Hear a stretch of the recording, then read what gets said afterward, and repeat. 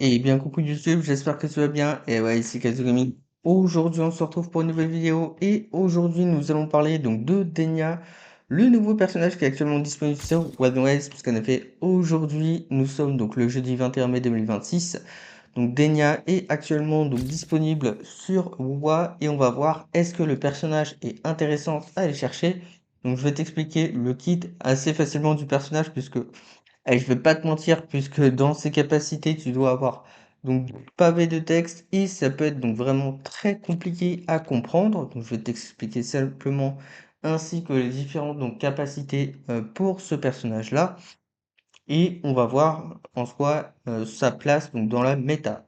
J'espère que cette vidéo va te plaire. Si c'est le cas, n'hésite pas à la liker, à t'abonner à la chaîne et activer la cloche de notification pour être au courant de prochaines vidéos dès que celles-ci seront disponibles donc sur la chaîne. Et sur ce, nous, on est parti aussi. Comme d'habitude, tu peux accéder aux différentes parties via le timestamp, donc il sera disponible donc en description. Et aussi, si tu apprécies cette vidéo, donc n'hésite pas à liker, à t'abonner à la chaîne, activer la cloche de notification.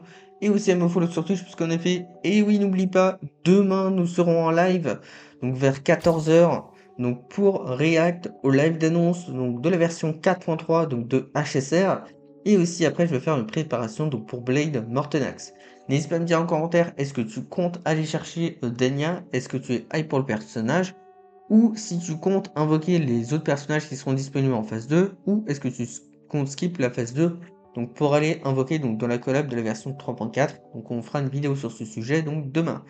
Mais bon, donc au programme de cette vidéo, on va voir la présentation du personnage de Denya, son kit, ses armes. On va voir également donc les différents donc cette déco que va pouvoir donc bénéficier le personnage. On va avoir également donc ses équipes, donc ses différences bandes séquences, ses avantages, ses inconvénients et après donc ce sera la conclusion donc du personnage. Et sur ce, on est parti. Donc Denya est un personnage donc qui est un personnage amplificateur, qui est un personnage donc de l'élément fusion, qui est un personnage donc 5 étoiles et un personnage donc qui va avoir deux modes. Tu vas avoir le mode de résonance fusion ainsi que le mode rupture. Dans le mode de résonance donc fusion, tu vas pouvoir appliquer donc l'effet explosion de fusion, donc qui sera en soi donc ce qu'on appelle un dot, donc un effet négatif que tu vas appliquer à l'ennemi et en fonction donc de la durée du combat, donc tu vas pouvoir faire des dégâts sur la durée donc de l'explosion de fusion à l'ennemi pour faire des dégâts. Et donc dans son second mode, donc dans le mode de rupture, tu vas pouvoir appliquer le rupture pour appliquer un maximum de cumul et faire plus de dégâts aux ennemis. Tu as affiché à l'écran les matériaux pour améliorer le niveau de celle-ci ainsi que pour améliorer évidemment donc ses compétences. Et en parlant de ses compétences, ben, en soi on va parler en termes de kit. En termes de kit, ça peut être très compliqué, mais en soi le personnage est extrêmement simple. En effet, donc, ce qu'il faut savoir, c'est que le personnage, quand il va entrer sur le terrain, elle va être donc dans ta posture forme scénique. Donc l'objectif, c'est juste tu fais tes auto-attaques de manière classique, et après, donc tu vas pouvoir récupérer au fur et à mesure donc des particules de néant, et donc tu vas pouvoir augmenter ta jauge de forté et passer donc dans ton premier ultime. Donc tu passes dans ton premier ultime, après c'est pareil, tu fais tes auto-attaques, et donc tu as ton second ultime qui est activé où tu vas pouvoir quitter cette posture. Mais la question que tu vas me poser c'est bien beau ça, mais qu'est-ce que fait son premier ultime? Et ça je vais te le dire. Donc le premier ultime donc, va permettre donc, de faire des dégâts de fusion et quand tu lances cette et donc après que tu réactives cette compétence donc une seconde fois, tu vas pouvoir entrer donc dans ta posture bascule d'entropie donc forme déconstruite donc ton effet dure 12 secondes et donc encore une fois cet effet s'activera. En gros, tu fais ton ultime, tu as des dégâts fusion après donc tu fais tes capacités et on va avoir aussi accès à une compétence résonatrice améliorée et après voilà, tu fais tes auto-attaques, ta compétence, après donc tu vas voir la libération résonatrice, donc acte final quand tu vas quitter cette posture, donc quand ta charge conforme donc sera pleine, donc tous tes points de charge seront consommés et ainsi que ta particule de néant et qu'on va pouvoir faire des dégâts de fusion. Après, quand tu as quitté cette posture, donc tu vas voir ce bonus donc bascule l'entropie forme cynique Donc cet effet dure 30 secondes et donc ta forme scénique s'activera et aussi tu peux rentrer cette capacité en l'air. Donc la libération résonatrice est très importante puisque dans celle-ci va y avoir tu vas faire la majorité de tes dégâts. Ensuite, en dessous, donc tu vas voir donc, ton forté qui va permettre que après que tu aies activé ton premier ultime, tu vas invoquer un champ d'érosion. Ce dernier donc va durer 30 secondes et donc de ton champ d'érosion donc va attaquer une fois toutes les 40 secondes. Tu vas attirer les cibles à proximité pour faire des dégâts de fusion. Ces dégâts seront considérés comme des dégâts donc de libération résonatrice. Ensuite, donc tout naturellement, après ça, donc tu vas voir, donc tu peux aussi avoir donc, ta compétence. Donc en soit ta compétence, hop, donc ta compétence résonatrice. Donc ta compétence résonatrice en soi, donc tu vas pouvoir faire des dégâts de fusion pour attirer donc des cibles à proximité. Et donc cette compétence va partager donc le temps de recharge avec ta seconde compétence, donc qui pourra être améliorée, donc qui est que si tu as un noyau son, donc l'appel forme déconstruite, donc deviendra bannir forme déconstruite, ce qui va permettre que tu vas tirer des cibles à proximité, infliger des dégâts fusion et en appuyant sur ton attaque normale ou ta compétence résonatrice, tu vas pouvoir lancer l'effet donc bannir forme déconstruite, donc seconde partie. Ces dégâts seront considérés comme des dégâts de libération résonatrice et cette capacité peut être lancée en air. Tu as ton attaque auto et après donc tu vas avoir ta compétence d'intro, c'est-à-dire quand le personnage arrive sur le terrain. Donc ça, en soi, ce sera pas à augmenter, donc ce sera laissé au niveau 1, mais allez, on va aller skip cette compétence d'intro.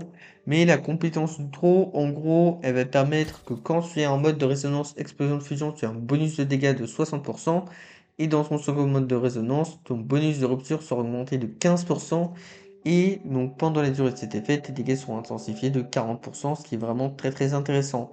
Ensuite, en termes de compétences essentielles, tu en as deux.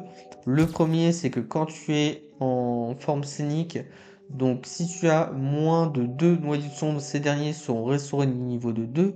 Et si tu as moins de 20 particules de néant, ces derniers donc, seront au niveau 20. Donc en soi, ces deux capacités, elles seront augmentées au fur et à mesure donc, du combat. Donc c'est très très intéressant. Aussi, donc tu vas avoir ta compétence essentielle couleur incrustée, donc qui va permettre que quand tu es donc dans ta bascule d'entropie, donc tu sais après avoir quitté ta seconde pause sur l'ultime, donc tu vas avoir un bonus donc de 30% si tu es en mode de résonance explosion de fusion, et donc dans ton second mode de résonance, on va avoir un bonus donc de 10 points de rupture. Et quand ton efficacité de dissonance dépasse 100%, tous les 10% supplémentaires, on a un bonus de rupture de 8 points, ce qui est très très intéressant. Donc ce qu'il faut augmenter en priorité, ce sera tout naturellement donc ta libération résonatrice où tu feras la majorité des dégâts avec cette dernière. Ensuite, donc ta compétence résonatrice, suivi ton forté, suivi de l'attaque normale, et enfin donc ce sera donc l'intro qui sera à ignorer. Ensuite, donc, quelles sont les différentes armes qu'on va pouvoir équiper au personnage? Tout naturellement, la meilleure, c'est ton arme signature. Donc, il va s'agir donc de l'étoile naine, puisque ce qui est intéressant, c'est qu'on va pouvoir récupérer jusqu'à 36% donc d'autocritique. On va avoir un bonus d'attaque donc de 24% après que l'ait fait ton explosion de fusion ou ta tension ou que après que tu aies effectué donc un effet d'explosion de fusion ou de tension d'accord. En soi, donc, on va avoir un bonus de dégâts sur ta libération résonatrice de 72% pendant 5 secondes. Et après cela, on va avoir un bonus d'attaque donc, de 48% sur ton personnage. Donc pendant 15 secondes. Et ces effets de bonus de même nom ne peuvent pas être utilisés de façon répétitive. Donc ce qui est parfait, c'est qu'on va avoir un bonus d'attaque, un bonus de dégâts de libération résonatrice. Donc, je vais un petit peu me répéter, mais encore une fois, la majorité des dégâts provient de là. Et c'est à peu près tout donc par rapport à cette arme. Sinon, on a en termes d'alternative donc la main de marionnette, donc qui est l'arme donc de Yenlin, puisque celle-ci donc va te permettre de récupérer encore une fois 36% de dégâts. On va avoir un bonus de dégâts d'attribut de 24% et aussi d'attaque de 24%. Et c'est à peu près tout donc par rapport à cette arme qui est une bonne alternative. Tu as éventuellement donc l'arme donc du perma qui peut être bonne, donc tu sais l'onde cosmique. Ou sinon, à part cette arme-là, puisque cette arme, on va avoir 54% d'attaque et en bonus donc de 25,6% de ton énergie résonatrice. Donc quand tu fais... ouais, donc en gros, elle est un petit peu naze cette arme, mais qui peut être vraiment une bonne option. Mais à part ces armes-là, en soi, tu mets toutes tes armes qui te confèrent du taux critique pour le personnage, ce qui est vraiment donc très très intéressant. Ensuite, donc on va voir en termes de set déco. Donc on va voir deux sets déco. Donc pour les sets déco, ce qu'il faut savoir, c'est que c'est en fonction de ton mode de résonance, donc ton mode de combat du personnage, il peut changer. On a soit l'effet mousse chromatique pour avoir un bonus de dégâts fusion donc de 10%. Et donc ça c'est l'effet en 2 pièces. Et en 5 pièces, c'est que quand tu appliques un effet d'explosion fusion des ennemis, on a un bonus de dégâts fusion augmenté donc de 10%. Et donc de plus, donc pendant 5 secondes, et pendant cela, tes dégâts fusion donc du prochain monde d'actif qui aura lancé une compétence d'intro seront augmentés de 25%. Donc en gros, on va avoir un bonus de dégâts donc de 40%, de 45% de dégâts fusion, donc ce qui est parfait. Après, donc dans son second mode de résonance, donc si tu es en mode de résonance de rupture, tu vas avoir le set de donc un des nouveaux sets qui a été rajouté avec cette version, qui est le set bobine des mémoires tissées, qui va permettre d'avoir un bonus d'attaque de 10%. Et aussi, donc le 5 pièces, c'est que quand tu appliques donc, ta rupture basculement ou tension d'accord basculement, donc on va avoir un bonus de rupture de 20 points pour tous les membres de l'équipe, donc pendant 30 secondes. Donc ce qui est vraiment très très intéressant. Donc avec ce son set là, en termes donc, de cost 4, donc ce sera donc des statistiques critiques, donc ce sera soit du taux critique ou soit du dégât critique. Donc ton cost 3 sera un bonus donc de dégâts fusion ou bien donc de l'attaque pourcentage. Et c'est tout donc pour les deux sets que tu vas mettre. En soi, en termes donc, de substats qu'il faut avoir, donc comme d'habitude, il faut avoir des statistiques critiques, donc du tout critique ou des dégâts critiques. Ce sera suivi de l'attaque pourcentage, bonus de dégâts libération résonatrice, parce qu'encore une fois, je me répète, mais c'est là d'où provient la majorité des dégâts que tu vas faire. Et aussi, on va avoir de la recharge d'énergie.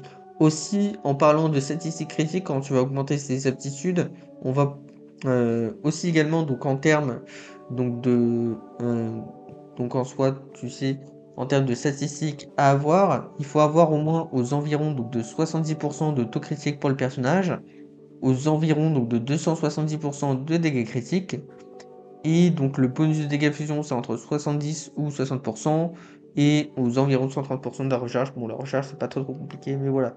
Les statistiques optimales pour avoir une meilleure Denia. Enfin, une Denia très très respectée. Ensuite, on va parler en termes des compositions d'équipe. Donc les compositions d'équipe, donc encore une fois, ça change en fonction du mode de résonance que tu as choisi.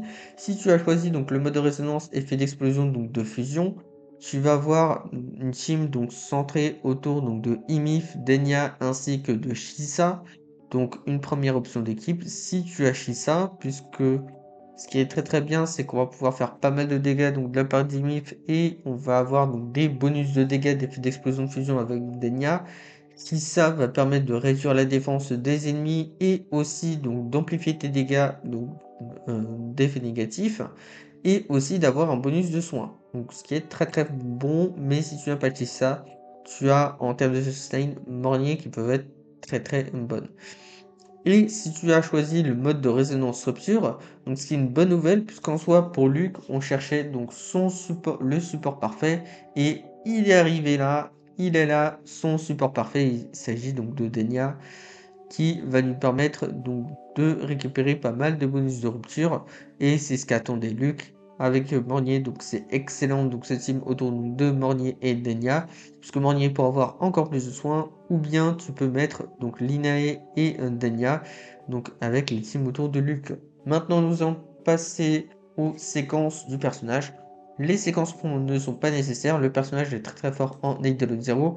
Aussi les séquences que je vais te dire c'est par rapport à un fichier de la bêta, donc du coup potentiellement in-game, donc il peut y avoir des changements à ce que je vais te dire. Et voilà, donc déjà le meilleur doublon à équiper pour le personnage, enfin à avoir plutôt pour le personnage, il va s'agir donc de la S1, puisque la S1 donc qui va te permettre déjà de récupérer jusqu'à 30% des critiques, donc ça ce qui est excellent. Et de plus, donc Denia sera immunisé donc à l'interruption quand tu vas utiliser donc tes attaques normales ainsi que tes compétences. Et c'est à peu près tout donc par rapport à la S1, donc ce qui est parfait puisque comme ça, juste tu réfléchis pas avec celle-ci, donc tu tapes et tu se feras pas interrompre par les attaques des ennemis. Et aussi on va avoir un bonus de dégâts critiques de 30%, ce qui est parfait. Ensuite la S2, c'est que quand tu vas être dans ton premier mode de résonance explosion de fusion, on va avoir un bonus de dégâts complémentaires de 50%, donc un bonus de dégâts fusion. Et aussi, donc quand tu vas récupérer une matière, donc aussi on va pouvoir récupérer beaucoup plus souvent donc ta matière de néant, donc dégénérée. Donc on va pouvoir obtenir un cumul et on va donc celui-ci donc va durer 15 secondes jusqu'à un total de 10 cumuls. Et aussi, donc chaque cumul de matière de néant que tu vas pouvoir récupérer te permet d'ignorer jusqu'à 1% de la résistance de dégâts donc de fusion. Donc cet effet se termine quand tu changes de mode de résonance et ton second mode de résonance, ce qui va te permettre d'avoir un bonus de 20 points supplémentaires. Et quand tu accumules donc 100% donc de points de dissonance à une cible, donc cet effet peut être appliqué une fois donc toutes les 3 secondes.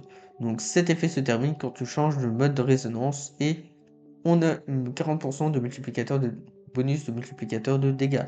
Donc elle est excellente puisque d'une part on a un bonus de dégâts donc est excellent pour l'explosion de fusion. Donc déjà dans ton premier mode de résonance, d'une part tu fais plus de dégâts et d'autre part on a un effet pour ignorer les résultats de dégâts de fusion, ce qui est excellent.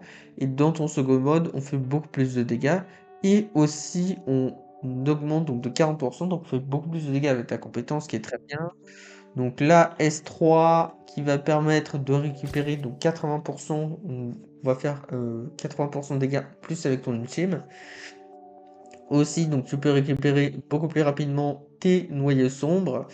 Et également, euh, donc on va pouvoir récupérer donc 30 points d'énergie concertante.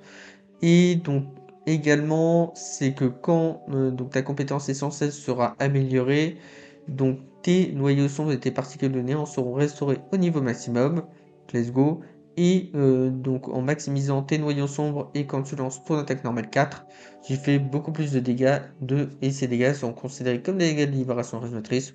Beaucoup plus de dégâts avec ton ultime. Let's go. On récupère aussi pas mal de recharge.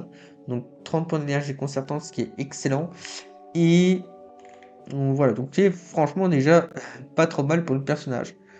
Ensuite, on va avoir donc enfin la S6 donc de Denia, le dernier doublon qui va nous permettre d'avoir un bonus d'attaque de 60% et un bonus de dégâts fusion encore une fois de 60%. Dans ton premier mode de résonance, donc quand tu vas avoir ton champ d'érosion de fusion qui sera appliqué, donc on fait 200% de dégâts en plus. Et donc, c'est tout donc, pour ton premier mode de résonance. Et le second, pour quand tu appliques donc une interruption de tonalité, une cible hors tonalité, donc on va avoir un cumul qui sera appliqué une fois en plus, donc de 3 secondes supplémentaires. Donc, let's go. Alors, du coup, voilà, donc c'est la S1, 2, 3 et les 6e doublons à voir pour le personnage. Du coup, quels sont les avantages et les inconvénients donc, pour Denia? En soi, pour Denia, comme avantage, c'est que c'est un personnage qui est plutôt polyvalent, puisqu'on va avoir deux modes de combat pour le personnage, qui est vraiment plutôt intéressant. Aussi, donc par rapport à ce personnage-là, ce qui est très très intéressant, c'est qu'elle va avoir une capacité pour attirer donc les ennemis, ce qui va être très très fort. Aussi, donc tu vas avoir deux sets donc d'échos qu'on va pouvoir récupérer au personnage avec ces deux modes de combat. Et je pense que c'est un personnage donc qui va être très très puissant. Et aussi un excellent bon point positif pour le personnage, c'est que c'est un personnage déjà qui fait des dégâts en AOE, qui a un sub DPS, qui est aussi une option qui peut être potable donc sur IMIF. Mais un avantage donc qui va être mieux, c'est que c'est le meilleur support donc pour Luc, parce qu'en effet auparavant donc on utilisait Luc donc dans des teams autour donc de Linae ainsi que de Mornier, et comme ça on va pouvoir donc libérer un slot donc de Linae, ce qui va être vraiment donc très très intéressant. Donc voilà, et aussi donc potentiellement aussi le slot de Mornier, on va pouvoir donc de le libérer, donc ce qui va être très très bien, et surtout donc ça va être un buff pour notre petit Luc. Et en termes d'inconvénients, c'est que en soi, si tu veux avoir les perfs optimales sur ta EMIF, donc c'est à ne pas mettre donc sur elle, donc à ne pas équiper donc ta petite Denia, et aussi donc si tu n'as pas Luc, donc le personnage de Denia est clairement un personnage à skip. Et donc du coup, est-ce qu'il faut aller chercher le personnage? Donc ça dépend si tu as Luc, donc je te conseille à aller chercher sur cette dernière, et pour maximiser ses perfs, c'est un personnage qui veut beaucoup son arme signature. Mais est-ce qu'il faut donc l'avoir si tu n'as pas, admettons, donc Frolova ou Shisa, enfin, ou les personnages donc en seconde phase, entre quel personnage je te conseille donc d'aller chercher? Bah, en soi, ça dépend aussi donc ton compte, donc comme je t'ai dit, c'est en fonction si tu as Luc ou pas. Mais je pense que si tu n'as pas Luc, ça dépend vraiment en fonction de ton compte. Donc si tu veux la jouer avec Imif, enfin Imif, ça va pas être un gain de fou de dégâts. Mais donc c'est simple, soit si tu as Luc, donc tu invoques sur ce personnage. Et bon, t'essaies de faire une type potable avec ce que t'as, mais si tu n'as pas Luc, ça ne sert à rien d'aller chercher le personnage. Du coup, voilà, donc ton choix, il est vite fait donc sur ce personnage-là, donc de Denia. Et donc du coup, en conclusion, donc Denia est un personnage donc, qui est vraiment très très intéressant à aller chercher. Donc sur WoW si tu as donc Luc, mais aussi qui peut être vraiment une alternative donc potable autour d'Imif, puisque c'est un personnage qui rajoute donc l'effet néfaste donc fusion qui est faisable donc avec Imif, qui est jouable et qui va permettre de rajouter des dégâts fusion aux ennemis. Donc il y a un personnage encore une fois qui est versatile et aussi donc qui est vraiment la bonne option de Luc où Luc donc, pourra bien performer donc sur le jeu et donc ça va être franchement très très intéressant. Du coup la question que tu te poses c'est est-ce que moi je vais aller chercher ce personnage? Eh ben pas du tout. Moi je vais économiser pour Lucia donc qui sera disponible en version 3.4 pour avoir les meilleurs perfs avec Mayuki. Et voilà, nous, évidemment, on va skip Denia. Et de toute façon, comme je joue Imif, donc dans sa meilleure team, donc avec Imif, Lenae et Mornier. Donc pour moi, ça ne vaut pas la peine donc, d'aller chercher. Pour mon compte, ça ne vaut pas la peine d'aller chercher Denia. Voilà, merci d'avoir suivi cette vidéo. J'espère que celle-ci t'a plu. Si c'est le cas, n'hésite pas à liker, à t'abonner à la chaîne, activer la cloche de notification pour être au courant des prochaines vidéos dès que celles-ci seront disponibles. Et nous, on se dit à plus. Allez, bye, YouTube.